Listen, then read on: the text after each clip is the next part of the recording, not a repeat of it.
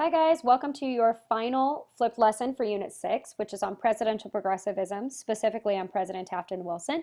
And we're going to be looking at the end of Teddy Roosevelt's administration to see kind of the changing of the guard here.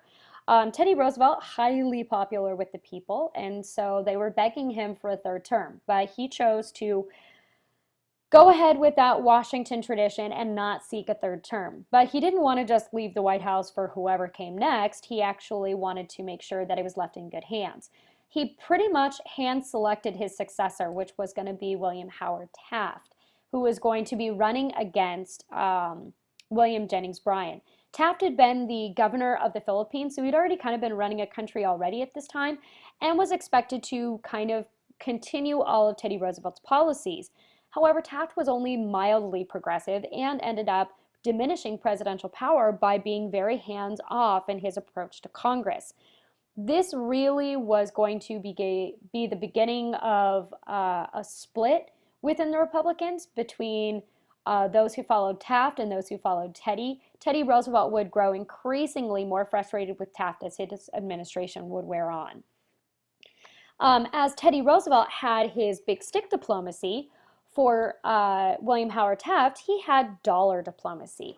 And the idea of this was that we were going to invest and give loans to foreign countries to gain power there, specifically in developing areas of Latin America and Asia. The idea was that we would be able to strengthen our foreign positions while making money. However, not always really that successful.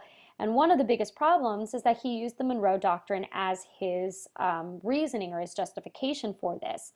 By basically saying that the United States should be the only ones to have investments in Latin America, then that also left the sole responsibility for the success of those nations to the United States as well. So dollar diplomacy wasn't necessarily all that successful. Taft was a trust buster, and even more so of one than Teddy Roosevelt had been. He busted over 90 trusts, or brought 90 lawsuits against trusts, most noteworthy being Rockefeller Standard Oil. And he did this using the Sherman Antitrust Act as well as the Mann-Elkins Act. This was an extension of the ICC's jurisdiction to now telephone and telegraph companies, which would allow us to break up Bell's monopoly. Taft also attacked U.S. Steel, and this is going to be a problem because Teddy Roosevelt had deemed Carnegie's U.S. Steel to be a good trust, and this would lead to a massive clash with Teddy Roosevelt, infuriating the previous president. And so this leads to a split. And it's not just between Teddy and Taft, but also in the Republican Party itself. And the split was over two things, the tariff and conservation. When it comes to the tariff, old school Republicans wanted to have a high tariff. Progressive Republicans wanted a low tariff. The Payne-Aldrich bill is what Taft ended up signing. He had originally promised to lower the tariff, but this bill actually increased it, which was going to be very surprising and also infuriating to progressives. When it comes to conservation, old school Republicans wanted lands to be able to be used for business. Progressive Republicans wanted it for conservation, and this led to the Ballinger-Pinchot quarrel. Secretary of the Interior, Ballinger, and by the way, his job is basically to be in charge of all of the nation's natural resources. He said that public lands should be open for development. The chief of forestry, Pinchot, criticized this decision publicly. Why this is going to be a problem for Taft? Well, he fired Pinchot, and why that's a problem is that Teddy Roosevelt had specifically hired this man for that position when he had basically created the National Forest Service for things like Yellowstone and for Yosemite. So this was kind of a personal attack towards Teddy Roosevelt, or at least he felt it was. And so this is going to lead to an actual split. In 1912, we have the creation of a brand new political party, and that is the Progressive Party, also known as the Bull Moose Party. Their platform was incredibly progressive and pretty much everything that Teddy Roosevelt had stood for. Regulation of industry and help for labor unions, conservation, women's suffrage, and the expansion of democracy. This was all going to be very much in favor of Teddy Roosevelt, who became their candidate. Why they got the nickname the Bull Moose Party, Teddy Roosevelt was off at a campaign speech in Milwaukee. A man walks up and shot Teddy Roosevelt. The bullet went through a 50-page speech that was folded up in his pocket, as well as a metal glasses case, and lodged in his chest. Teddy Roosevelt stopped his speech, said, "Quiet, I've just been shot, but it takes more than one bullet to bring down a bull moose," and then continued to give his entire speech, which I believe took over an hour. It wasn't only until after he was done with his speech that he was then taken to the hospital. He also refused to have the bullet removed because he was a little bit curious, or cautious, excuse me, about that after what had happened to his predecessor, William McKinley, when he'd been shot. So Teddy Roosevelt now is running for president. What is his ideology? What's going to set him apart? And that was new nationalism. This was going to emphasize a strong government to promote economic and social order. He also saw big business as being healthy as long as it benefited the nation. And he believed that social welfare, including workers' compensation and the abolition of child labor, needed to be a priority of the national government. Woodrow Wilson is going to be running for the Democratic ticket, and he comes up with his own ideology, which is called New Freedom. He believed in small government, that the government needed to get its hands out of people's pockets and out of people's business. He also believed that there needed to be more regulation in competition, more busting of trusts, not quite to the extent of Taft, but a lot more than Teddy Roosevelt. And finally, he opposed social welfare legislation. He believed that that was the job of private charities like churches.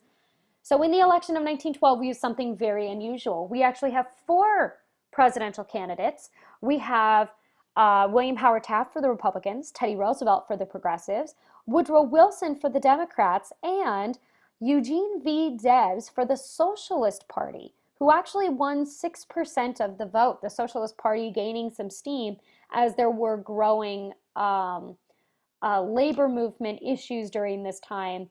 And so we're going to be seeing some more stuff about socialists in the coming units. But the biggest issue was with the Bull Moose and the Republican parties. The Bull Moose Party basically divided the vote that normally would have gone to the Republican Party, essentially handing the White House to Woodrow Wilson and the Democrats. He won with an electoral abundance, but not with a popular vote. He only got 41% of the popular vote. Once again showing us the major differences between the popular vote and the electoral vote. So to understand Wilson as a president, you have to understand him as a man. The first thing you need to know is that he is a Southern Democrat, and he is an elite Southern Democrat. He is the first Southerner since Andrew Johnson, the first Democrat in 20 years, and only the second Democrat since the Civil War. He is deeply religious, a superb public speaker. He is an idealist as well as an elitist.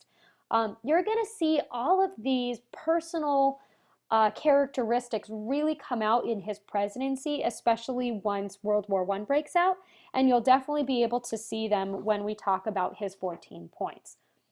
In this particular realm, as far as progressivism, he wanted to attack the triple wall of privilege, which he considered the tariff, the banks, and the trusts. In regards to the tariff, he passed the Underwood tariff, which reduced tariff rates from 40 to 25%.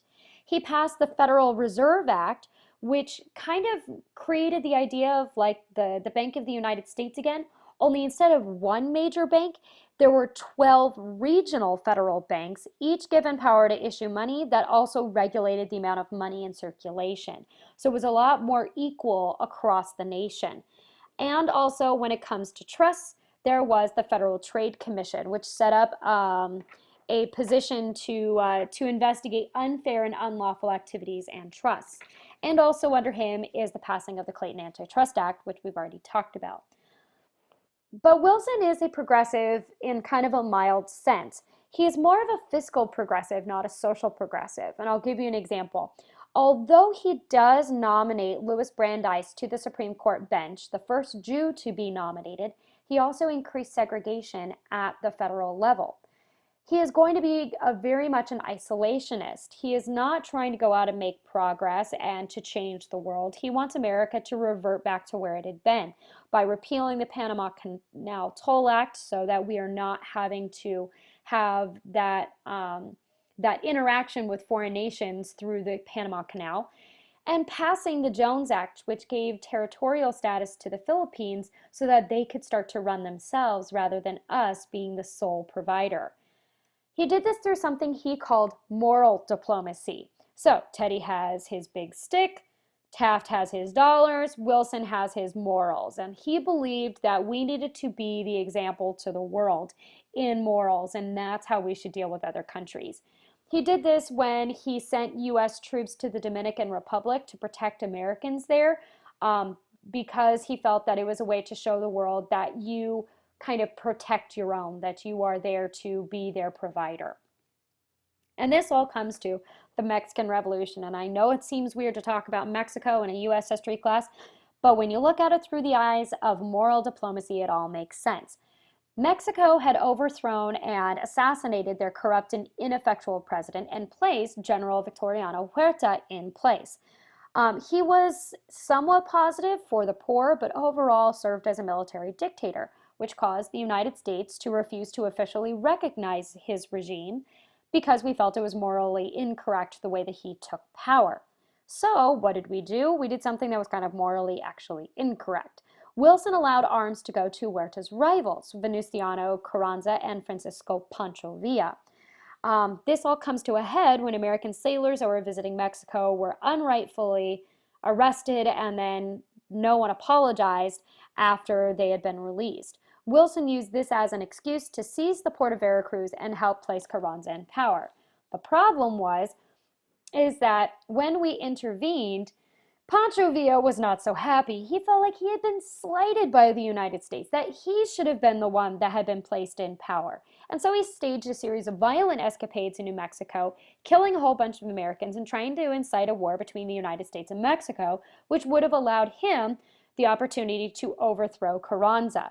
Wilson sent 6,000 troops to go and find and capture Villa, but were unsuccessful in doing so. But after a short period of time, we actually pulled our troops back suddenly in 1914 because of the outbreak of World War I. And this is where we are going to be ending our unit, and we will begin World War I next unit. I'll talk to you guys later.